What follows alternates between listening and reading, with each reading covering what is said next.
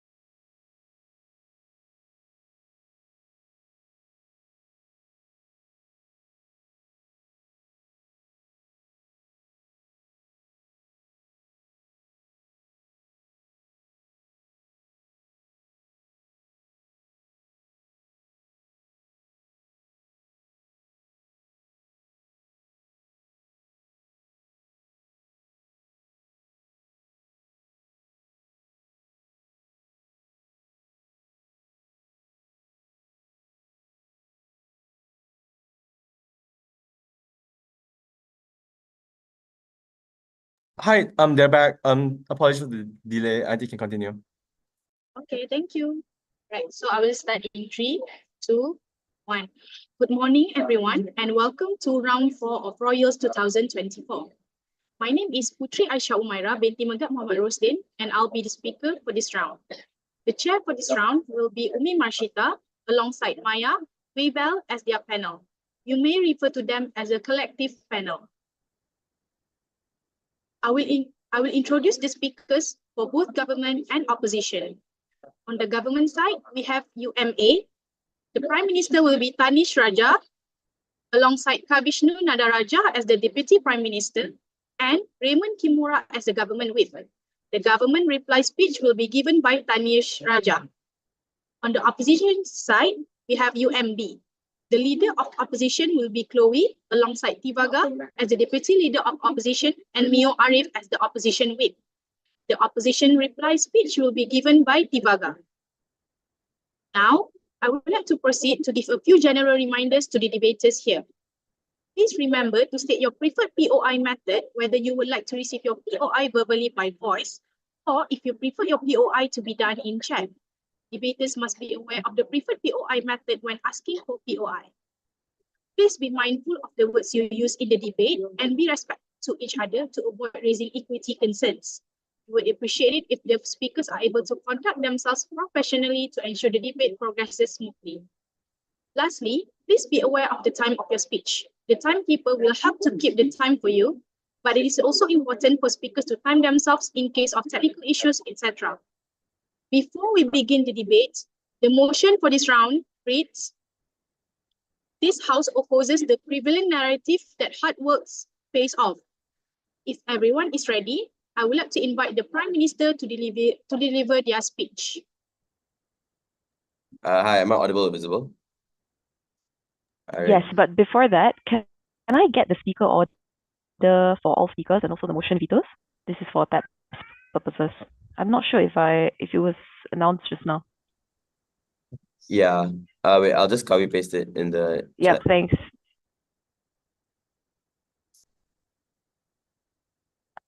Okay.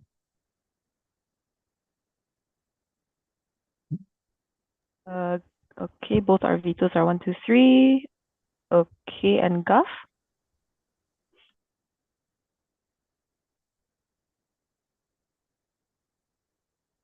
Okay, clear, thanks.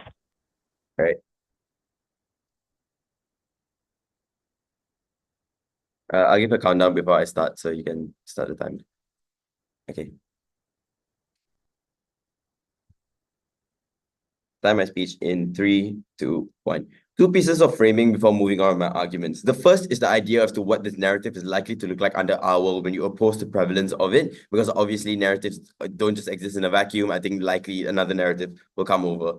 The first is that I think the narrative that's more likely to look like is just that hard work might be a good thing, but there is no guarantee that it's going to pay off. What that means is that you're likely to acknowledge more things like structural barriers, and you acknowledge things like privilege, you acknowledge things like luck that happens, and that affects as to whether or not you can achieve success, regardless of how hard you want to work. You will still want success because I think the human's incentives are oftentimes going to be the same, and I think incentives and capacity is going to be same on the both sides, regardless of the scenario. This debate takes place where the reason you want to work hard is because of this narrative and not the other factors that involve. And the reason for this is because if they don't want to debate in the world where the narrative isn't the reason, then they don't get any of the benefits. But if they do, then I think there are already a lot of other external factors that make you want to work hard. Like, for example, you don't want to starve yourself and you want to be able to put put food on the table for your family, which means that you will want to be able to also work hard and therefore achieve the same amount of success that you can under our world. Maybe the drive and the push in order to achieve the highest level of success isn't going to be the same under our world, but we'll still say that's fine and why it's enough. Two is just framing out the idea that why we already have natural incentives, so they can't just say that people are going to be lazy and therefore not work hard. Things like social status, things like economic benefits, and like cultural cohesion are all reasons as to why you would still want to work hard. And I think these external factors will exist under both sides of the house, regardless as to whether or not this narrative is prevalent or not, which means that people will still work hard under our world. They can't just say that nobody is going to work hard and everyone's just going to be lazy for this. First argument then as to the idea of happiness.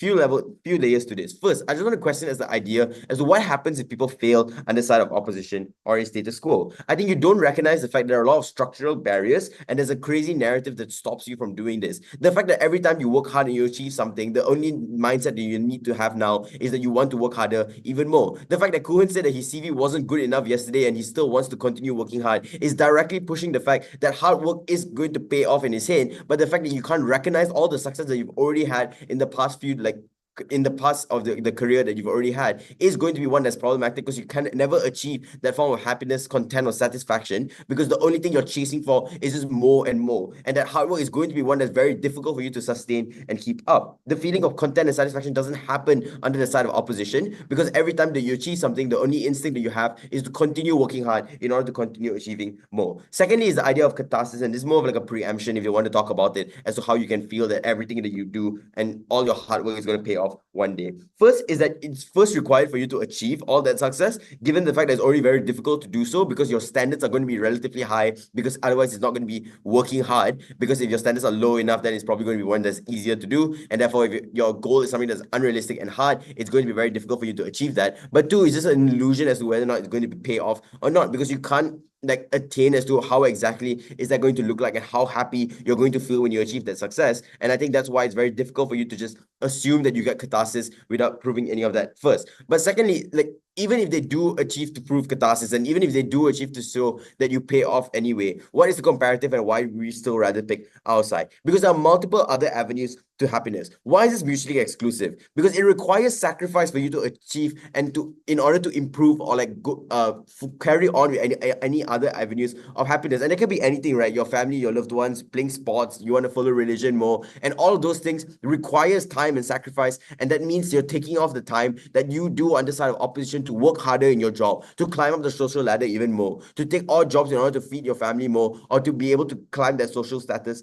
a lot faster, right? Because of the sacrifice that requires you in order to continue working hard, makes it a lot more difficult for you to be able to pursue any other forms of happiness or any other avenues. You can't just spend the entire day playing FIFA with your friends because you have assignments to do and you need to work hard on those assignments because you want to achieve the best grade possible. This is important because even if they can sacrifice and still be able to achieve other avenues of happiness under their side, they will not be able to attain the same amount of benefit of it because the scale of benefit is a lot higher under our world. Because even if you can find some form of solace and happiness through through friends or family members, the fact there's a prevalent narrative of the fact that you need to work hard because it's going to pay off everything in your life in the future means that you're going to put more of your time and energy into that, and you're hoping that that will be the thing that brings you happiness. So spending time with your family isn't going to be something that you see as something that's very fulfilling and gives you a lot of happiness because of the fact that you feel that you need to work harder from it. Lastly, in this argument then as to why it's important because of how the agency that you give to these individuals to opt in. Because in principle, I think a lot of these individuals are going to be coerced under their side in order to opting into this narrative that you need to work hard in order to do it. The way that we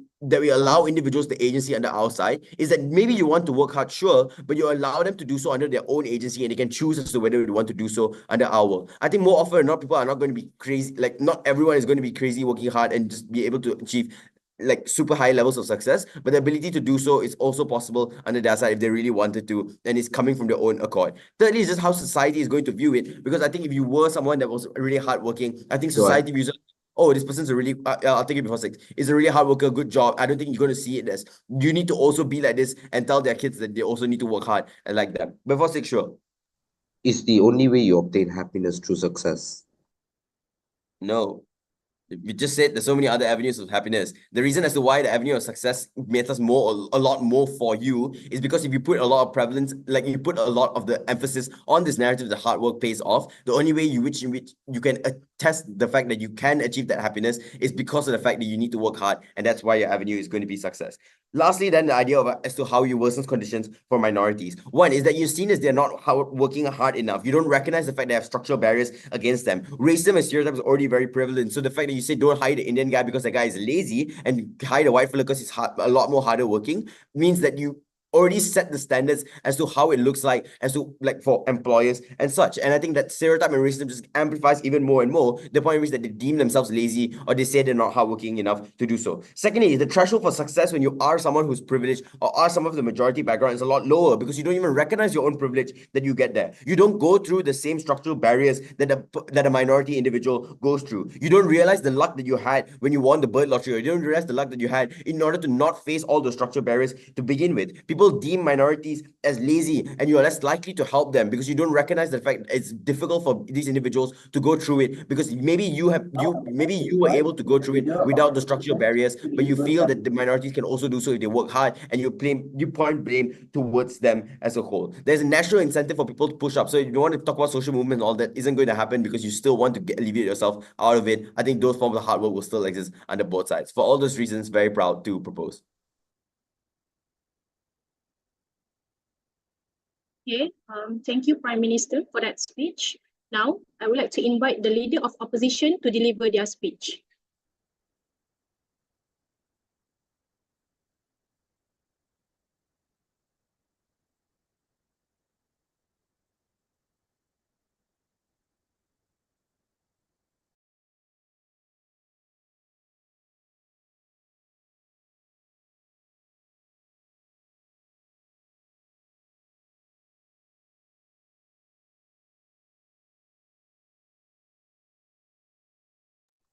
Hi, give me 30 seconds. Chat. Okay.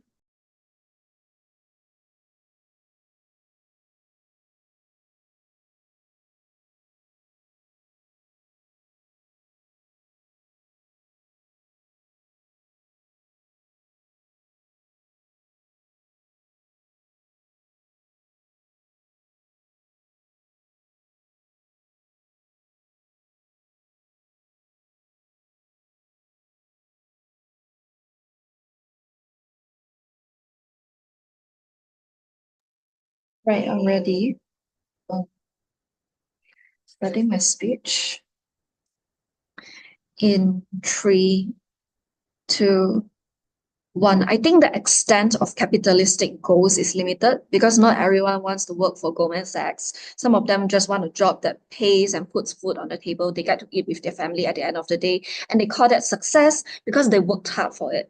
I think a lot of things that I have to call out in Tanisha's speech, but 2 main things. Number 1, when you say that you achieve happiness because you're already expecting disappointment if you put so much hard work into all of these things, and you say that there are other avenues that you can achieve success, I think it's wrong for 2 key reasons. Number 1, just because you expect disappointment doesn't mean that you won't be impacted when it comes inevitably. But number 2, there are other things that you can achieve happiness through. For example, very clearly, success. But in the very worst case, where you put in hard work and you don't get success at the end of the day, we will prove why you still get happiness at the end of it, and so much more than that. Because there is interpersonal growth, there is so much personal growth that you do not get on your side, where you allow people to become just happy with what they are or like complacent with what they are.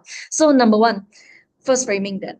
the reception of individuals towards this narrative is going to be subjective because it's according to individuals, like what I already said in my opening, because it's measured according to your own metrics. For individual A, they can work hard for 16 hours, then they think it's hard work. But individual B, they think that waking up early and working for 3 hours just a day is enough because that's hard work to them. It's all based on what one person thinks as hard work. How would they measure that? It's probably based on the goals that they want to achieve. If you're a student, you want to get results, of course, you're going to study. Or maybe if you're a student that wants to achieve results that are okay, just passing, doesn't have to be Dean's List, then you just put in enough work that you deem as hard enough work, sufficient for that effort. If you're like needing a work promotion, of course, you're going to reach out and get connections and all that kind of things, basic stuff. So majority of people will opt into this because it's going to be a prevalent narrative, meaning it's something that will likely benefit them, and it's likely that something that will fit right into their life. That government has to defend people who are complacent. Their case does not work in absence of that, where people will still function regardless, where there will still be like natural incentives and all that kind of things. Sure, even if in the case where natural incentives still exist and they work hard for that, there's an added layer to all of these kind of things. Hard work doesn't mean in your job, but it's the concept of putting time and effort into everything in life, which is not deemed by societal expectations. It is based on your own personal understanding. This brings me to my first argument, personal growth. Now, where does this apply? That I think we have to agree that we exist in a very capitalistic structure where you have to know how to survive and all that kind of things. People have to develop to become better. This is a key point that government cannot provide you today. Because even in the case where you get a lot of money, you cannot just survive based off of money. You have to know how to navigate through life. You probably have to talk to people. You probably have to maintain all of those relationships, maintain yourself, have the kind of confidence and responsibility that is needed to get you through life as well. All of these things can only be accumulated through the reflection of work that you have to put in. Sure, it may not be experiences that are very optimal. Sure, you have to go through some heartbreaks here and then, but it's all things that bring you ultimate catharsis at the end of the day. All of these are things that come with reflection, come with experiences, and people have destructive tendencies. So you cannot say that, oh, these people are just going to self-correct and all that kind of things, because in status quo, you can literally see people who need help, people who have to talk to people, they will just avoid it, and they will just avoid therapy or avoid difficult conversations and just leave relationships because they don't want to deal with those hard things. All of those things are still going to be prevalent in government's world because they do not want to deal with all of that. No, society needs you to engage with others. It's the main form of how you communicate, how you maintain relationships, how you survive, basically. You need grounding to navigate within that world. It is important to ensure that people are still functioning in relationships and in their work. So even if people continue working, like in your work, they won't actually continue growing because it's going to be like a dead-end job. It's just going to be like something that they do day by day. It's just routine. It's extremely like, it's not something that is going to develop and grow because people are averse in pushing for change. And at least in our world, we provide you different aspects of life, because at least there will be a better version of yourself. If not, like in the worst case where you don't achieve like success, become the next Elon Musk and all, at least you're going to pick up yourself after failing. At least you're going to push through. At least you're going to develop skills such as emotional maturity, accountability, confidence. And even my teammates told me to say this, but I also raised, so like even if you get rejected, of course you're going to develop yourself, develop some charisma, become better as well later, Kavi. Now, to succeed, you require a lot of things: reputation, approval, all that kind of things. And your natural incentives that Tanish mentions can also be accessed with the added benefit of achieving all of these experiences, reflections, and the need to grow, the need to develop. So you can be a rich white fella and be capitalistic, but you also need all of these things in order to be happy with your life, because you can't just go back at the end of the day to your big as mansion, no one to actually want to talk to you and actually have a family to sit down and have dinner with at the end of the day. Yes, Kavi. So if you support this narrative, it likely means that you demonize and vilify people who don't work hard. Why are your expectations going to be realistic? I told you already, because hard work is going to be subjective. It's not something that is not something that Like I told you in my opening line, not everyone will want to work for KPMG. Some people want to work for KPMG. Some people just want a 9 to 5. They can happily do their work there. It's not something that is managed by, oh, society tells you to do this, therefore only this can be hard work. It's a subjective line that hard work is the tipping point to achieve all of these things. And I think because of the fact that people are so risk averse, like they want to have the safest avenue, you can't argue that they want other opportunities as well. I think this also brings me to my second argument, where most of the people aren't born to epistemic access to things in status quo already. That's why they're willing to advocate for other things. So I think this brings us to the fact that it will likely greatly improve likelihood of advocacy movement success, where these people who are already running advocacy movements, for example, like activists who go out on the street parade, this opens exclusive access to these people still persevering, even if people don't believe in them. So this likely means that in situations where things that lead extreme advocacy and need extreme measures, they're still likely going to maintain, and then actually they're still going to maintain all of these things. And then these people are actually likely to going to push through, because even in the worst case, where people do not believe in them, at least they'll still persevere, and at least people will see their cause and understand the awareness, and at least there is the value of hard work seen there. Okay. Thank you, Leader of Opposition, for that speech. Now, I would like to invite the Deputy Prime Minister to deliver their speech.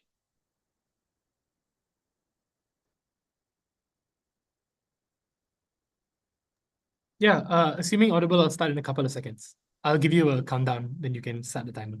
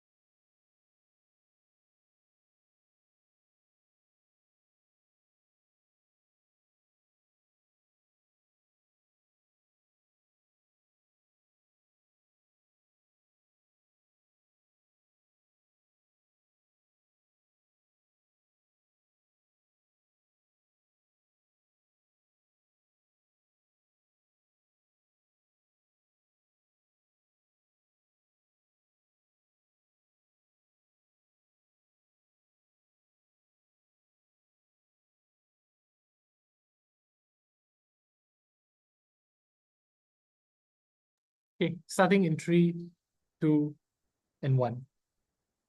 This debate happens in instances where people choose to work hard because of the societal expectation that makes them work hard. Chloe cannot defend a world where people get to select what their specific ambitions are and only make moderate efforts to try and achieve these things and don't try to overextend themselves in any ways.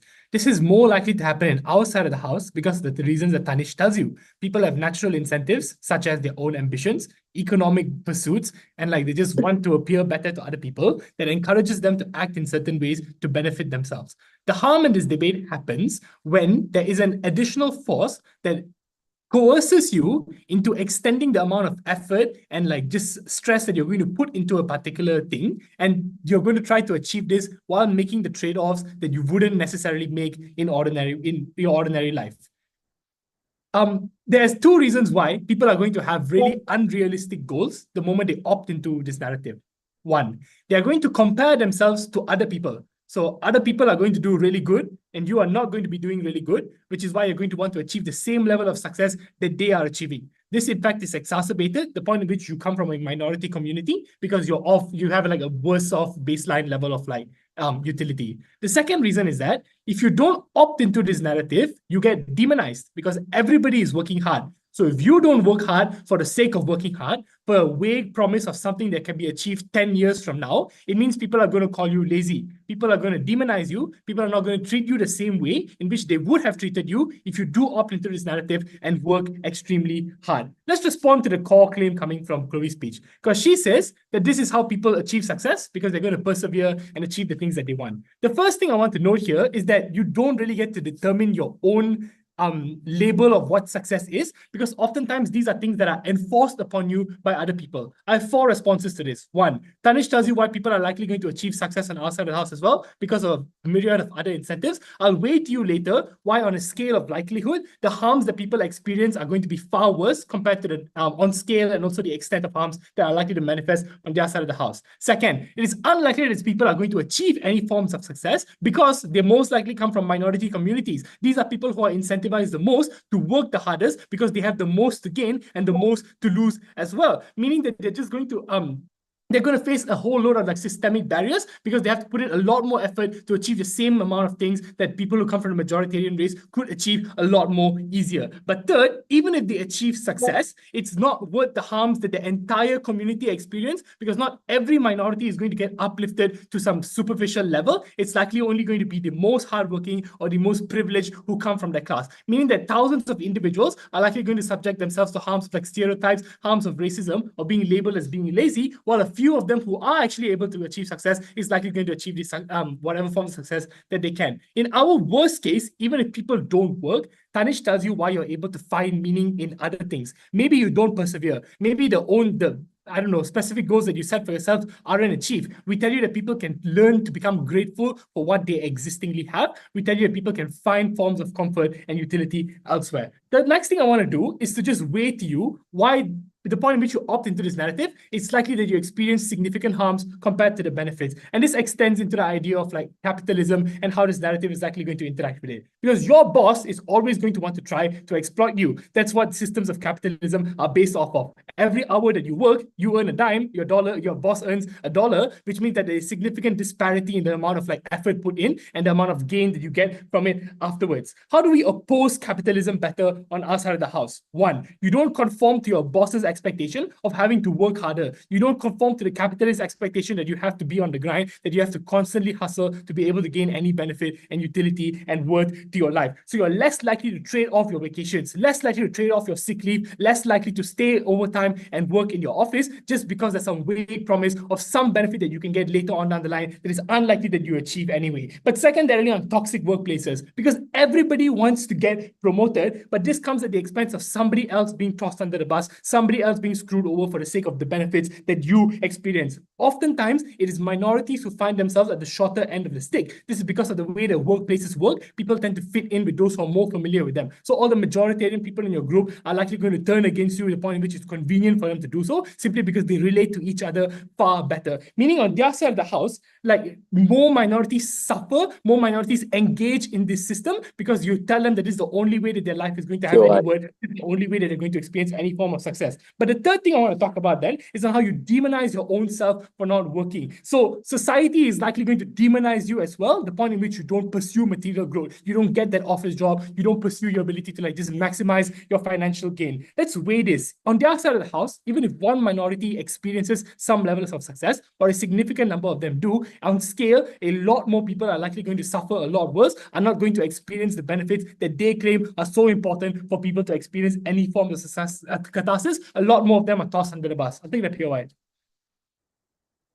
I don't understand why this isn't symmetrical. Insofar that you still have a capitalist system, and even Tanish concedes that personal ambition still exists, you're very likely to still get the toxic rat race at work. I don't understand why that's different. Exactly. So it's on scale. There are 3 reasons why that even if people opt into it, outside is better. The first is that when people opt into it, they do it with a greater sense of agency. They do it because it's their ambition. They do it because they have the economic incentives. They don't do it because society told you that you had to work hard. So maybe people do it to some extent, but the scale of harm and the extent in which they opt into it is far lesser, meaning that they want to achieve all of this. It's just Chloe's case, like she's the one crossing the bench. You ask her, like the analysis is there. But the last thing is that societal perceptions and the demonization of people who don't opt into it becomes far better on our side of the house because you don't blame minorities for not being able to experience success. I want to quickly deal with the idea of catharsis here, because humans are inherently short-termists. You're likely going to feel terrible the point in which you don't achieve immediate success. On your side of the house, people are forced to continue opting into this narrative and to continue trying to work hard and achieve all of these things, even if they're not seeing any immediate gains, because society is actually going to demonize them, tell them that they're being lazy, they don't opt into it. Everybody around them is going to coerce them into force them into this narrative anyway. The last thing I want to do is just mechanize on how social cohesion and galvanization happens better on our side of the house.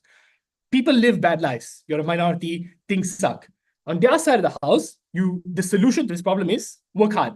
You claim responsibility. When things don't get better, you're likely just going to blame yourselves for the problems that you're experiencing. On our side of the house, maybe minorities arrive at the same conclusion, but there are three things that happen differently in their mental calculus. One, you're more likely to engage in conversations outside of like, maybe it's your fault, maybe you have to work harder to achieve these things. Two, you don't blame yourself for the problems, meaning you're more likely to find other reasons as to why these problems are happening. You are more likely to identify systemic barriers. But three, discussions of failure become far more acceptable on our side of the house because you don't demonize individuals who don't succeed in the rat race. You don't demonize and vilify individuals who don't opt into this narrative to a significant scale.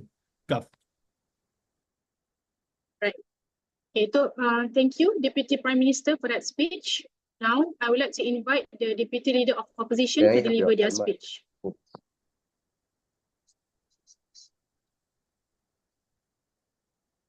Am I audible Yes. and visible? Okay, great.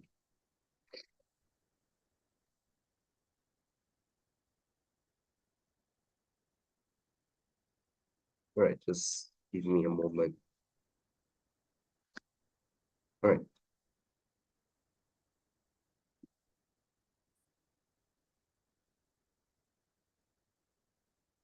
Starting my speech in 3, 2, 1. Judge, if I'm able to prove to y'all why the meaning behind the word pay off in emotion leads to much more than just the meaning of happiness, leads to much more than just the ability to break these structural barriers. If I'm able to prove that the meaning of the word pay off is the ability to live within your capitalistic structures, is the ability for you to gain some amount of benefit, then the current circumstances that you're living with, we justify hard work, and Chloe's speech already does so.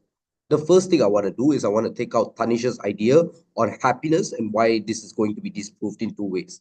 The logic behind this is that success is hard to obtain and there's going to be a constant illusion as to whether this is going to be paid off or not. Two responses towards this idea of happiness. Firstly, I'm going to disprove this through comparative. Note that the ability to achieve success is really not that hard because Chloe tells you that this is measured on individuality. This means your individualized goals are things that you seek to achieve. Your idea of hard work is the individualized idea that you're setting and that amount that you feel you're working hard as. That means Guen is happy with his current achievements. He thinks he can achieve more. The hard work is then subjective to him and the achievements that he wants to make. I think Viggy's achievements of wanting to make it on time to rounds and the hard work that he puts in is something that is subjective individually and towards the hard work that he feels as an individual. We tell you that because there are individualized goals, Chloe's setup within this debate is one that is very important because the extent of hard work that an individual exerts is one that is sufficient to achieve these certain goals that they set. Therefore, success that Tanish wants to brand to you is society's level of success. We tell you at the point of which the success is one that is individualized, that's when we can seek, firstly, the better ability to achieve this. But secondly, happiness when you're able to hit this success much more better. But secondly, note that there's going to be a constant precedence of success as to the rise of this narrative. And I just want to talk about the history of this narrative for a bit. Because note that narratives rise and birth for a reason. The reason this narrative of hard work pays off has birthed is because there is a precedence of a plethora of people succeeding due to the hard work that they have been exerting in the past. Note the exams that you will go through, the relationships that you pursue, your gym sessions, people who are now CEOs in companies are all individuals who exert a huge amount of hard work to achieve the huge amount of payoff that they are reaping today. That's the very reason that this narrative is one that is transcended towards society and amplified because it is something that a lot of individuals has found conclusion, has found to be successful in. We tell you when we tie this to the systemic barriers within status quo, the birth of this narrative is something that is unique because this is the only unique way to break this barrier. As an individual, all of the barrier that Tanish talks about, the systemic oppression, the racism, the only way that you break these barriers, and individuals have done this in the past, is through the hard work, is through actually exerting some amount of force and becoming someone in status quo. That's the reason the birth of this narrative exists. Tanish's idea already falls within this debate. Even if you don't buy this, Judge, firstly, we tell you hard work is individualized, therefore you're likely to achieve these goals. But secondly, happiness is the main contention in the debate, and you have other avenues to achieve this, that doesn't really become a matter or a tipping point outside government either. That's already one that is debate losing on their side. The second idea that I want to contend on is Kavi's attempt on telling that these minorities are going to be oppressed and there are systemic barriers that hold them in place. Here's where Chloe's argument on advocacy is one that is very important. I'm going to bring that back and outweigh to this, how you're able to then bypass these barriers communally and individualistically. Firstly, note that advocacy is one that is draining, but we still fight the good fight because of the results that we have achieved. At the point of which you exert hard work within these specific areas is uniquely the point of which people view your cause, is uniquely the point people join you in your call of action, uniquely the point of which you can accrue, one, the amassment of people or social capital, but secondly, the political capital that you get. The only reason the current fourth wave feminism exists is because your first wave feminism was a group of women that worked extremely hard in achieving that visibility, in achieving some amount of social viscerality in order for them to get to the point that they are today. This is important because this outweighs the stereotype view of minorities.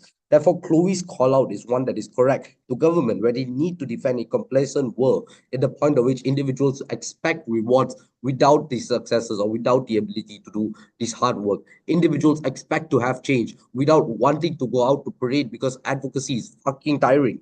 The only way we bypass all of these barriers is through the communal advocacy. That is why the first response to Tanish talks to you about how individuals can bypass all of these barriers through just hard work because of the individual or subjective measures of success. But secondly, on terms of advocacy and communal grouping, is why we're able to bypass these barriers as a community and achieve some amount of change or some amount of political backing as a group of individuals. The third thing I want to talk about is the extension today. And this takes out Kavi's extension on capitalism. The preface of this is Kavi says they do so because of passion, and that is why workers go to work. That is incredibly false. They opt into this because these individuals have absolutely no choice. Tanish concedes this, and this is a contradiction. Tanish tells you that individuals are still going to work hard because of economic benefits, because of struggles that they go through. They do this because they have to fight, they cannot fight capitalism on government. So Kavi does it because it's convenient for him to say that they have passion. Work harder, Kavi. But before that, sure, Kavi. So advocacy is symmetrical. Maybe in our worst case, people advocate lesser. On your side of the house, people focus their hard work into capitalistic narratives because that's what society tells them to do, and that's what society labels as successful. One, advocacy is not symmetrical in this instance, Judge. It exists on a huge amount of scale on our side when a lot of people go out to parade, when people parade harder and ask for much more amounts of things, when we get more visibility. I think we win this clash on advocacy much more. But secondly, then on terms of your capitalistic society, note firstly that you cannot disband capitalism because there's always going to be self-incentives to these companies to keep afloat. But secondly, it is the best way for them to keep afloat. There's always going to be an implicit messaging within capitalism to continue grinding away. At the point of which, without hard work, your capitalist society will absolutely drown you because you don't have avenues of development. Employers always look for proactivity and commitment. You don't have ability to get to job. Secondly, in terms of sex of capitalism and regionalization, at the point of which it's one that's extremely proximate to you and there's money constantly circulating. This is the only point of which you get access to this money is through hard work. Other than that, you're going to be drowned out. But thirdly, in absence of any form of motion, you cannot maneuver through life. And government has to defend this because government cannot say everyone just won't work and society adapts because narratives are enrooted within structures of society. You have factories operating on hard work, manufacturing sectors operating on hard work. This is a fundamental basis of society. The only way you can work, survive in a capitalistic society is to provide hard work. At the point of which this one is an ease of life. Secondly, allows for vertical mobility in Chloe's speech. The only way you survive in a capitalistic society is by working hard, is by grinding away. All right, sorry. Your time is up. Okay, right. Thank you, Deputy Leader of Opposition, for that speech. Now, I would like to invite the government whip to deliver their speech. Cool. Am I audible? Yes. Okay. Give me a moment.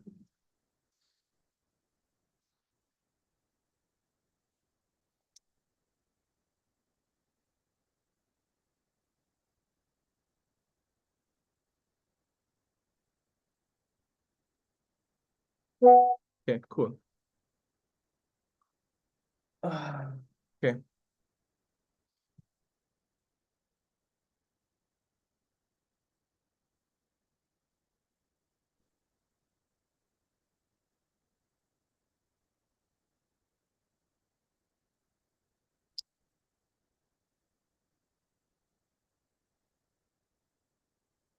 I'll be starting my speech in 3, 2, 1.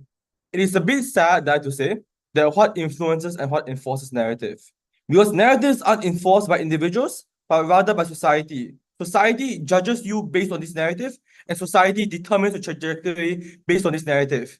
The first thing I want to do is on catharsis and happiness. The first thing this opposition team says is that happiness and success are subjective, but there are two issues with this. The first is Elo's analysis that individuals are self-destructive, which means that the conception and method of working hard are likely to be similarly destructive as well. But more importantly, it is just not true that success and hard work are subjective. We need to encourage individuals to engage on a hedonic treadmill, i.e., even when you achieve your goals, you're never content and satisfied with it because you're forced to change grander versions of success, meaning that you're oftentimes forced to undermine your existing success, your existing achievements, because you have always have other goals that you want to pursue.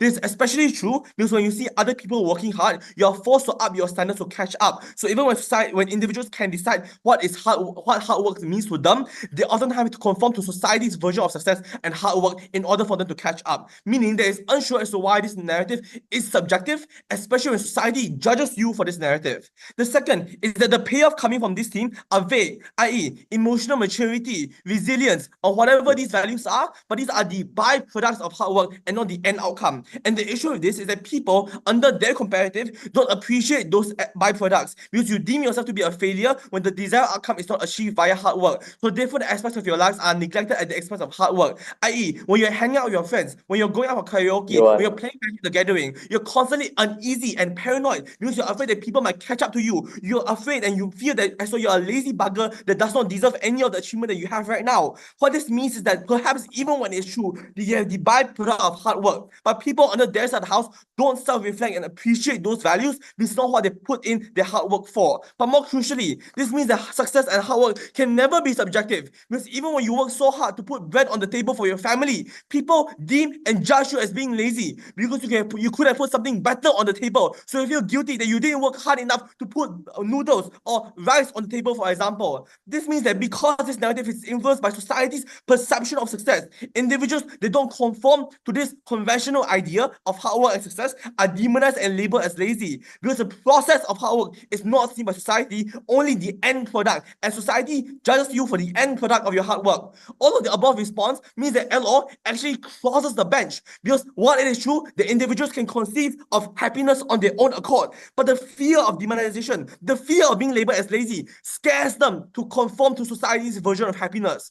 Taking this opposition at the very best, even when hard work is subjective, the product of hard work is what society sees and what society uses to judge your contribution because that is by far the most visible. So under their side house, even when you work your butt off to be able to put bread on the table, society is never content with that, and society says that you ought to never be content with that as well. This means that if your goals fall below what society expects of you, you are deemed to be lazy, you are deemed to be a failure, you are deemed to be a parasite.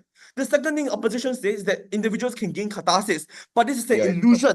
Because sometimes people just can't work hard because of their own personal circumstances. Maybe they're depressed, maybe they're anxious, maybe they're going through a very tough time, or simply they just don't want to work hard. So perhaps you want to play video games, you want to hang out with your friends, so perhaps you just want to be yourself and rot in bed for a day. But society will label you for being lazy and non-productive, and you internalize the narrative for yourself as well. Meaning that every time you go to the gym, every time you hang out with your friends, every time you play video games, you always feel guilty because you have contributed to society instead.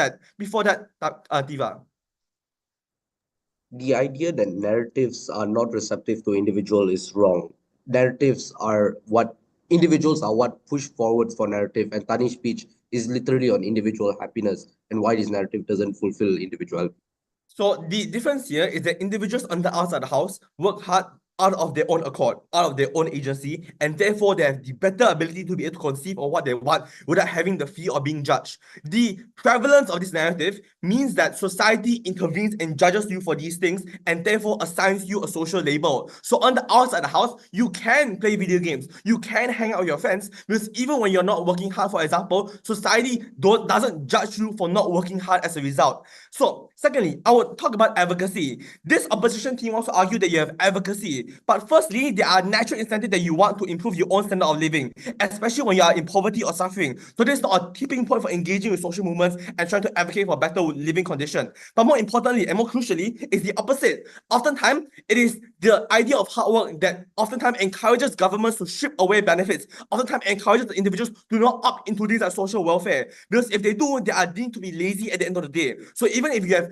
existing assistance towards things towards the poor or towards people that are struggling, for example, people that are struggling or people that are poor don't opt into those programs because because there's a fear of them being deemed as lazy or non-productive or deemed as social parasites via this narrative. But more importantly, hard work assigns agency to the individual and not the collective, which means that you have less acknowledgement and awareness about the existing structural barriers that prevented you from success. Because the only reason that you failed or the only reason you didn't attain success is because you didn't work hard enough, which means that social movements have less identifying focal points to focus their advocacy on. But more importantly, advocacy is dependent on discussion of failure and to analyze the causes of those failure. You don't get that discussion because every time you bring up the fact that you have failed in a specific task, individuals are more likely to brush that aside and say you're simply just not working hard enough and you just need to pour in more work and more grind into the idea. No. But secondly, perhaps this is true. Perhaps it is true that you can bypass the structural barrier, but oftentimes the only people that can do so are privileged minorities that are rich enough and enough connections to be able to bypass those bypass those barriers. The problem here is that for the vast majority of the individuals, the presence of that barrier means that for the vast majority of individuals that are disenfranchised and they are marginalized do not have the means to be able to do so. Secondly, oftentimes this is harmful for minority because when you're comparing hard work is relative to other people's hard work, meaning the white man has to work less hard to obtain the same amount of success relative to a black man. Oftentimes, this is the same narrative that a white man would use to say that I'm working harder. Look at this lazy black man that's not putting enough hard work. Look at him not churning enough products out to be productive. All of this means is that racial and gender minorities are likely going to be the biggest scapegoat of this narrative because other people can leverage and weaponize this narrative to use against them to say that they're not working hard enough and therefore they're not deserving of anything that they have in their life. Things like their social welfare, things like their status, things like their money, for example, are no longer deemed to be deserving under their side of the house. So the first idea is that first, happiness is not subjective. It all crosses the bench. Second, advocacy is BS. You need to buy into our idea of advocacy.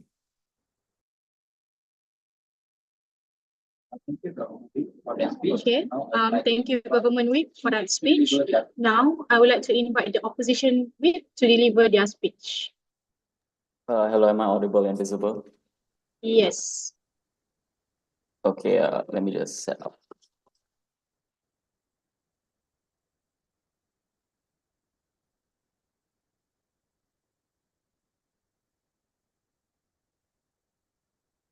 Okay, I'll start my speech.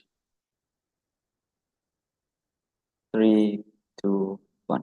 Panel, Raymond was scared to take any of my POIs because I think he knew what I was about to say. I think one, I just want to call out the explicit problems coming from side government in this debate because they've just been so convenient and so like uncharitable to the actual spirit of the motion. One, they seem to not understand what hard work actually means because insofar that they're saying that hard work is something that cannot be subjective or cannot be like determined by the individual to a certain degree is where they've already taken an uncharitable stance. We say that narratives are pushed by society, but they are received by individuals. This is where you're very likely then to have your own interpretation of it. Obviously, it's not going to go so far as saying that, oh, if I go up and take a bag of chips and eat like the whole bag, it counts as success. Obviously, it's not to that degree, but it's clearly there's a delta between my version of success being the CEO of a company or my version of success being able to successfully like get enough food for my family, being someone who is a breadwinner for my family. These are two things that can still count as success to different people and they'll still value the success to the same degree on our side of the world. You have to contend with that because people obviously have different metrics in life. Second then, about how they conflate two narratives together because this narrative is about about hard work leading to payoffs. Insofar then that they tell us that, oh, this suddenly means that people are going to view people who are lazy as people who are unsuccessful as lazy. It's such a logical leap because I think on their side, insofar then that there's still a societal perception of success, it's very likely then whether or not it's because of luck or laziness, you're still likely to view or look down on people who are not successful. Take, for example, on your side of the world, if someone is unsuccessful for whatever reason and someone is successful, are they going to be viewed by society as being the same value? I don't think so then. That's a different narrative that views success as an end point or how you judge someone personally. It's nothing to do with the hard work that got them there in the first place. It's the same reason why a lot of people like either vilify or love Donald Trump just because of how successful he is, not on actually how hard he worked together. We tell you that the narratives of viewing and equating success to personal value is still something that exists on your side, and therefore you cannot gain any of your benefits then. We tell you then that hard work also can extend into different things. It's not just about working life, but I'll get into this when I get into the clashes. I think there's three main clashes in this debate. One, about the actual value of success in and of itself. What does side government actually tell you here? I tell you that success is one, something that's so rigid that society deems that you have to achieve the success for the motion to work in the first place, even though there's no success technically in the narrative. But two, that this thing cannot be achieved, and therefore you're very likely to be unhappy, and therefore it's harmful. We tell you then again, one, I think really Chloe explains to you why there are different levels of success that you can have. A lot of people have different metrics, therefore it's very likely to be achieved. But even if that wasn't true, and it has to be the same as success on both sides, we tell you we're not sure why this isn't symmetrical. Because on your side, just because you don't expect to succeed doesn't mean you won't feel disappointed. Insofar then that you still live in a capitalistic world where these are tangible harms that come to you. If you don't get promoted, it's a tangible harm, not just one to your ego. It's very likely then on your side of the world, sure, he didn't expect to succeed because he didn't work hard or something like that, but he still feels disappointed because he didn't get the success in the first place. These are still harms on your side. You don't prove why the marginal addition of just expecting to succeed incur such a big delta in terms of how these people actually view themselves as failures in the first place. Then they mention about the toxic rat race. Again, we tell you that's symmetrical. Insofar then that people have personal ambitions, and Tanish tells you that personal ambitions are still an incentive is where you're still likely to get these toxic rat races. The ones who are then very likely to work hard anyway will always try to push over the little people. That happens on your side as well. We tell you it happens to a worse degree because there's no counter narrative pushing anyone else to fight these people. End up on your world, the only people who succeed or try to succeed and push other people out are the ones who just have the willpower to do it in the first place. This is a much marginal people, because especially these are people who probably have the access or have the wealth and capacity to feel these ways in the first place. On your side, minorities are very likely to just sit down and roll over. Then they tell you about how, oh, it's at least if you opt into these things anyway, it's good because of agency and you choose to do it. I don't think that's true, because as you also mentioned, I think Kavi concedes that you have toxic bosses who want to exploit their workers. So we don't think on your side people are opting in because of agency and they choose to. They're opting in because their bosses are exploitative and literally tell you, you better do it, otherwise I'll get someone else who can do it better. We tell you then that they get a false dichotomy of between personal agency or a narrative telling them to do something. It probably looks like the narrative telling them to do something, or the fact that if they don't do it, capitalism will literally destroy them. This is what they have to contend with. Then we don't get agency on your side. And even if you do get agency, what does it matter in a capitalistic world where you're not able to exercise this agency to a other degree than just by saying, oh, I opted in to fall victim to capitalism. I don't think they tell you why that matters much in the motion at all. Moving on to happiness. Before that, any POIs?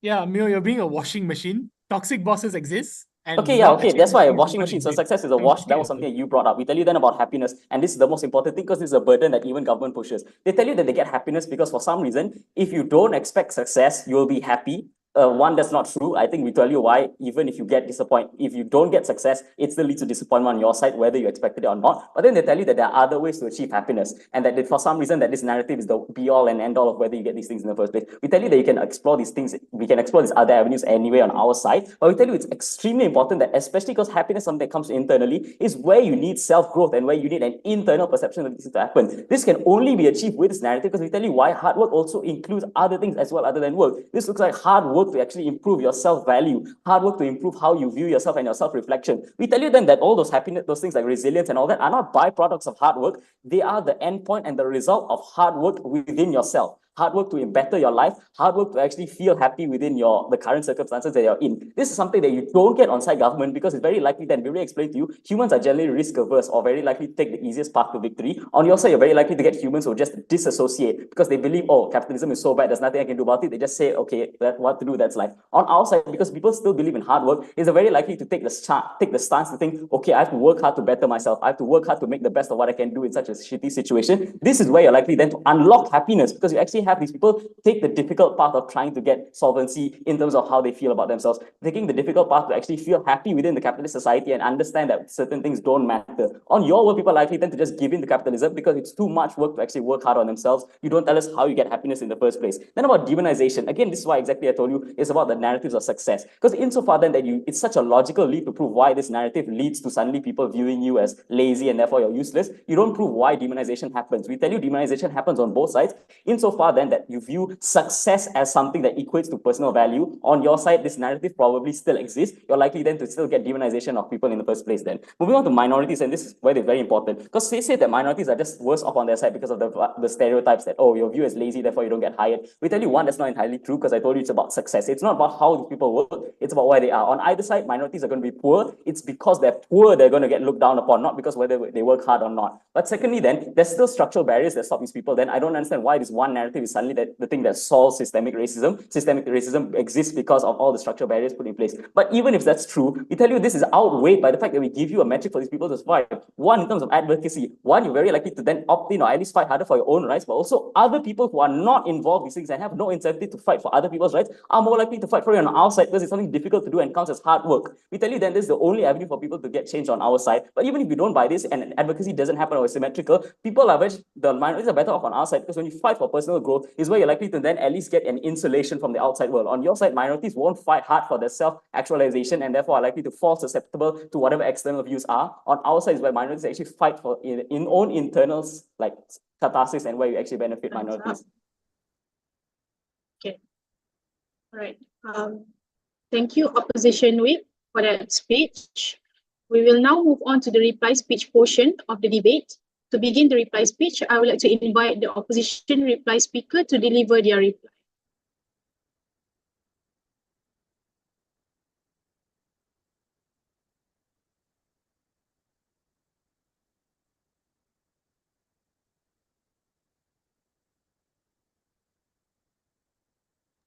Just confirming that I'm audible. Yes. All right.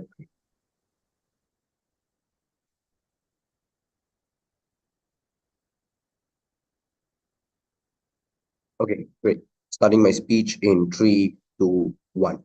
Judge, I'm going to make this reply speech extremely clear as to the contributions that we've made that clearly have outweighed against government.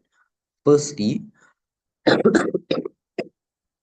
just want to point out that Raymond is wrong to say society judges you and that this narrative is something that society pushes onto you and how this transcends into society. Note, Judge, that narratives are receptive. The reason this is a narrative is because your reception as an individual towards this narrative, your reaction and to the translation of this narrative in your brain and how you want to react upon this narrative. Note this is transcendental across societies and receptive towards individual, because if it's only societies that react onto this, then we're not going to be discussing about the systemic barriers that keep minorities in place. We're not going to be discussing about why advocacy is going to be one that's extremely draining and why you should opt in or opt out of that. This is why Raymond is wrong. And also note that Tanish's speech literally is about why this is on individual happiness. This is really not just about society. That bench cannot even decide if this is a social or individual narrative. Discredit them on that. But what else is government's contribution? Note, coming from firstly Tanish's speech, that people can never have satisfaction because you're constantly in an illusion of success to change. From Kavi's speech, that minorities are not unable to break out of structural barriers that they are currently in place on. Thirdly, from Raymond's speech, and this is new material on the weaponization of narrative against minorities. Discredit them for this. But even if you're to credit them for it, this is likely going to be untrue because people are unlikely to be assholes and say, you're not a CEO because you're not working hard enough. I think the value of success is one that is based on individual narrative. It's likely going to be one that is rational. It's likely going to be one that you can achieve. This is why Chloe's argument on our personal development is one that is extremely important. This is one that's quite unresponded to as well, because it allows individuals to be empathetic. It allows individuals to understand the extent of which hard work can go for and the extent of which your community surrounding you can work hard in this thing. This is the instance where you're likely going to be much more empathetic towards individuals who don't achieve their goals, and you're likely to be a motivating factor towards them that, hey, I've worked hard and I've achieved all the goals that I want to achieve. I'm pretty sure that you can do so too. How do we weigh over all of these claims then, given that Raymond's one has fault? Firstly, the baseline claim coming from side opposition that success is one that is individualized. The measure of hard work is one that is subjective. This means you can achieve the payoff set in the motion, because success is one that is very likely to obtain based on the rational means or rational goals that you have set as an individual. This is why you're able to attain that forms of success, henceforth by extension obtain these forms of happiness associated with achieving that success. This significantly outweighs Tanish's contribution, because most people are already happy with the past successes that they've achieved. These individuals think that they can achieve more. This is a rational goal that you have set. With hard work, this is likely going to be paying off, because you already have past precedences of this working out in the first place. But even if you don't buy this, secondly, on the precedence of success and the rise of this narrative, we talked to you about individuals that have made those previous forms of breakthrough. I talked to you as to the birth of this narrative and why individuals are extremely prone to reception of this narrative, because they've seen their peers, because they've seen members of their community gaining successes from implementing hard works within these instances. All of these previous breakthroughs are things that are individualized. Tanish's claim on individuality is already out of this debate. Thirdly, then, on advocacy and why this is a communal way for you to break through all of the structures. We literally talked to you on how there's also past precedences of success through your Black Lives movements, through your how racial movements are right now something that are parading. We tell you we take hard routes for the good fight. We tell you at the point of which you recognize and parade hard is the point of which you get visibility, is when you amass political capacity. All of these are things that are communal, and we're able to outweigh Kavi's communal benefit, because minorities are uniquely able to break through individuality through the hard work that they possess, but secondly, through the communal benefit and communal transaction.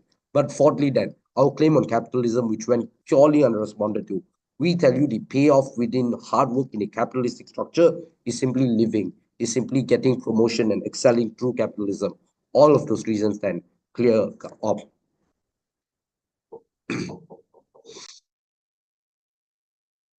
Okay, thank you, opposition reply, for that speech. To close out the debate, I would like to invite the government reply to deliver their reply speech.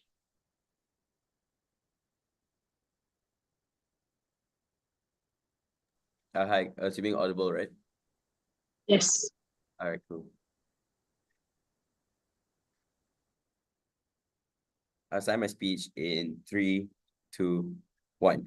I don't think I understand why Diva's case is what it is, because it is insanely soft and based on ridiculous amounts of assertions as to how these narratives are going to work. I don't know why he can't understand that there are 2 pathways to victory, or you can make more than one argument in your case, which means that you can have individualized happiness and also push as to how society can make changes as well. They took 4 speeches to reply to me in PM, even though I think it was quite clear that it is like just different opinions, and therefore you get different benefits that you can get under both sides. The first thing I want to make clear in this reply is what exactly is the comparative. Because what our side told you is that without this narrative being prevalent, I think what it looks like is that there's no guarantee that hard work is going to work, which means that individuals on the ground aren't forced to work hard in whatever that they want to do.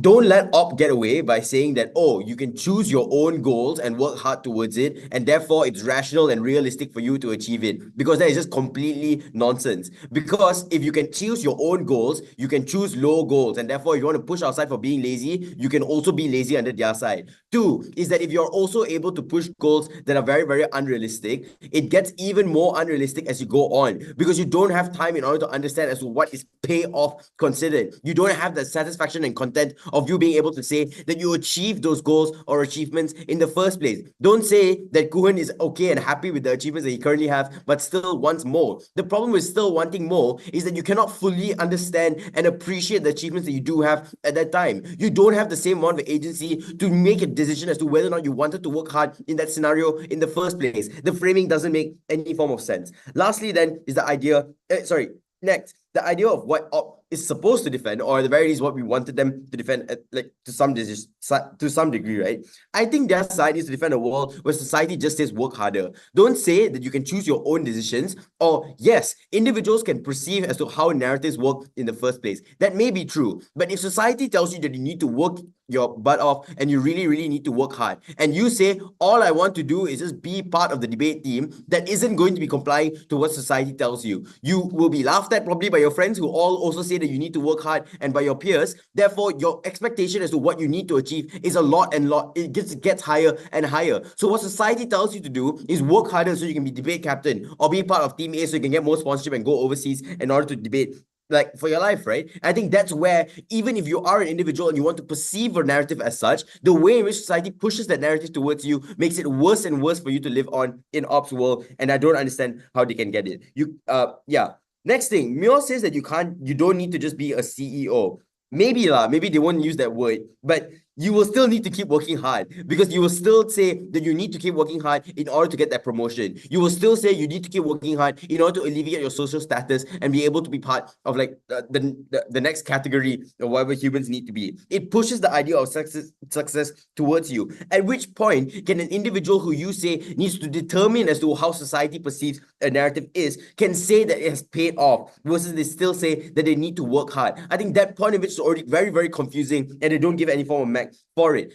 Third is the idea of how bosses can exploit you. That happens under your side, because people on the ground and workers understand that they need to work hard to achieve any form of goals. So if bosses are taking advantage of their working time, they visualize it and think of it as, look, I need to sacrifice and I need to work hard in order to achieve any form of achievements that I want to in the future, which means they internalize all the forms of exploitation that happens under their side. On our side, if you don't feel a natural incentive to work hard, which means that you don't want to work hard just for your own sake or just because society is telling you to do so, you are likely to stop. So if bosses are treating you like shit, maybe just don't go to work, or maybe just quit your job, because you don't need that form of working hard anymore. Their side forces you to keep on going because society keeps saying that you need to work hard in order to achieve any form of your goals or achievements under their side. Lastly, then really quickly about the idea of advocacy. Their side says that you need to work hard in order to achieve anything. I think at best, maybe you can bypass the structural barriers that minorities face. But a black person needs to work 10 times as hard in order to achieve it. You don't do anything to help the next black person who wants to do the same. Our side visualizes and talks about their failures and therefore helps them with their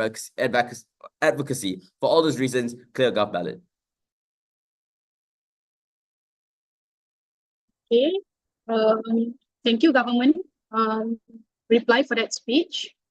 That marks the end of the debate. The judges will now make their decision on the side that wins the debate. We would like to thank everyone for the rounds.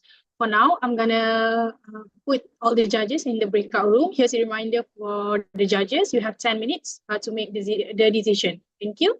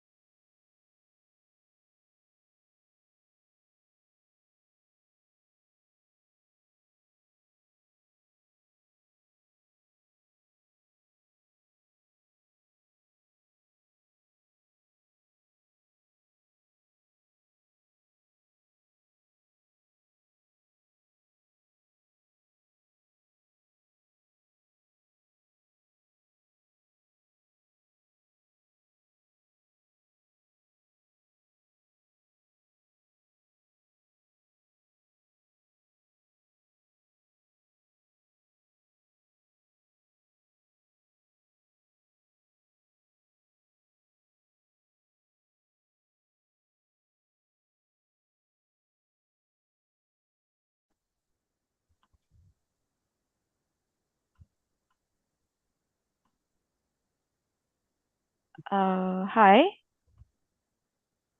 I think we can start the feedback session if everyone is here. Um, Can I check if UMA and UMB are here? Yeah, both A and B are here. Okay. Okay, give me a second.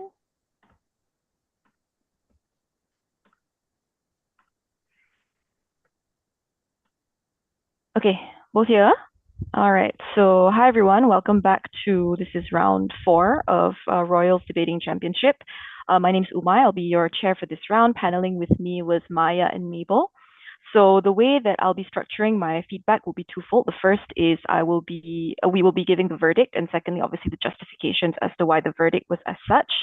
On a unanimous decision, we gave it to the government bench. So there is a reason. So the justifications, I've broken it down into 2 parts. So I think the first is I think the clash in this debate was quite clear in terms of what narrative we would believe in for this motion, right? So my first question in this debate would be who decides the narrative of hard work and what is the more persuasive characterization in this debate, and that will kind of trickle down into as to why we gave the verdict to government. So government positions this debate by framing it to be that the narrative of hard work is actually framed by society, and it's mostly also the narrative of certain individuals internalizing that from society, right? So, for example, society pushes you to work very hard. Society pushes you to get into a better job, especially in capitalistic structures. It pushes you to push your ambitions to be higher and higher, irrespective of whatever you've achieved. So, and I think that they do give government does give a lot of justifications as to why it's believable that the societal narrative is more prevalent than individual narratives of what hard work is, because of socioeconomic factors, your background, etc. So this is government's, I think, characterization that was consistent throughout 3 speeches to tell us that society dictates what is a success and puts the benchmark on what it is.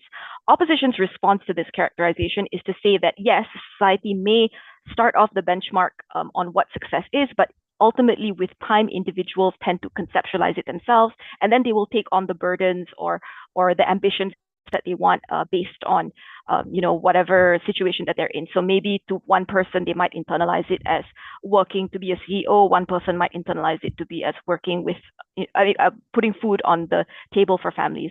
So the reason as to why the panel thought that the characterization coming from the government side was more believable was because we think that they gave more structural reasons as to why people would likely believe more social and I think stereotypical ambitions of success as compared to individual conceptions. Because I think at the end of the day, what makes a person believe a narrative or not is what is more popular.